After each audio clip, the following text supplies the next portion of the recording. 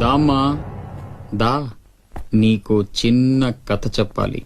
అనగనగా శ్రీలంక, లంకలో ఓ కొంప, కొంపలో ఓ అమ్మ.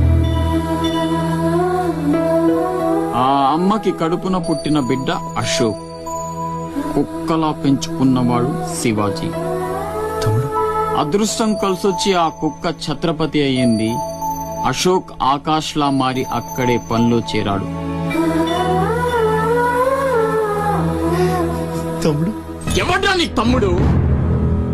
నా అబ్బకు మాత్రమే పుట్టావు, నా అమ్మకు పుట్టలేదో. చిన్నప్పటి నుంచి నువ్వంటే నాకు అసహ్యం, చంపేద్దామన్నంత కసి. ఆ కడుపు మంటతోనే నువ్వు చచ్చావని అమ్మతో అబద్ధం చెప్పా. ఈసారి చావుని అబద్ధం చేయకూడదని రాస్ బిహారీతో చేతులు కలిపాను. బతికేసావు. తమ్ముడు, నా మీద కోపం ఉంటే నీ ఇష్టం, ఏదైనా అమ్మ ఎక్కడ? అమ్మను ఒక్కసారి చూడాలి.